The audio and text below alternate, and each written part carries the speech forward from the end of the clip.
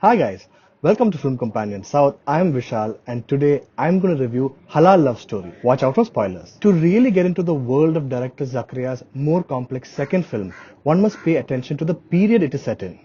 These markers are everywhere, starting with the footage of a plane crashing into the World Trade Center the film opens with. But what really connects the destruction of two buildings in downtown Manhattan to a village in Malappuram? Apparently everything, because it's this attack that set off America's neo-invasionist policies, or so we are told in a recorded speech that's been edited in the library of a social progressive religious organization called Jamaatul Ikhwan al-Watan. As we hear more about this imperialist power, the camera pans across the room to show us posters and bookshelves that make up the place.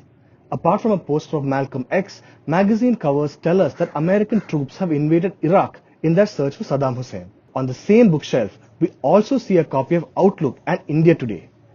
If it's the headline Godhra burning that catches our eye in one, the cover of India Today is simply a picture of the erstwhile Chief Minister of Gujarat. For the pious Dini North Kerala Muslim, there's little to take their minds off the fear that has invaded their spaces. When one of the organizers, Rahim Sahib, asks his editor for an entertaining Tani movie he can watch with his kids, there's not a lot of options left. They've already seen the message far too many times, apart from obvious choices like Lion of the Desert. As for Malayalam cinema, a cover of Nana from the period shows Mohanlal's Ravana Prabhu on one side, along with Mammootty's Chronic Bachelor. And when the poster of an adult film called Darling comes up near Rahim Sahib's house, he asks in exasperation, "Isn't there anything but haram for us to watch?"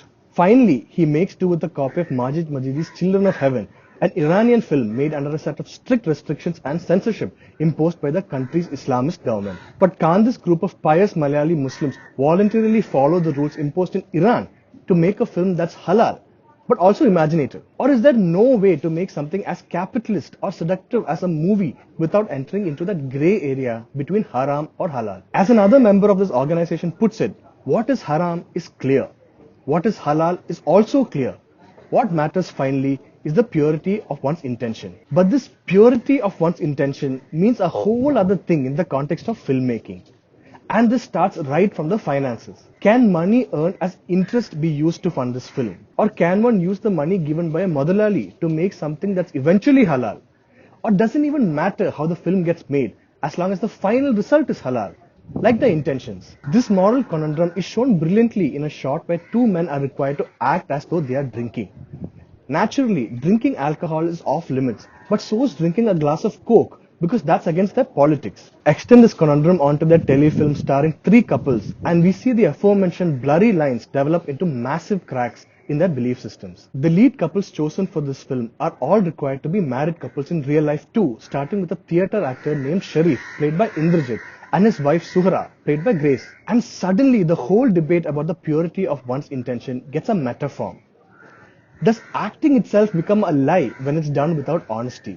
And more interestingly, can a couple display honest love and respect on screen if there isn't any in real life? In beautifully directed stretches, we see scenes where conflicts in reality mirror scenes that were already written. We also get scenes that are in direct conflict with what's truly happening in their lives to become a surreal meta movie where representation is reality. In one instance, the camera is used almost like a lie detector, allowing the crew members to zoom in on the truth this couple is hiding. Drawing from the film, a couple of Sharif's How to Be a Good Muslim can be right at home with Suhara's an actor prepares. Again, because the purity of one's intention is important to art as it is to religion or life. And it's only when the two sides come together in the form of a hug, just like a film's director and writer coming together, does the work of art grow beyond the limitation of what's right or what's wrong. With incredible performances all throughout, Zakaria manages to recreate a lot of the factors we enjoyed in his debut, Sudani from Nigeria. Saubin Shahir, playing a maniacal bilingual sound engineer, steals the show with this cameo,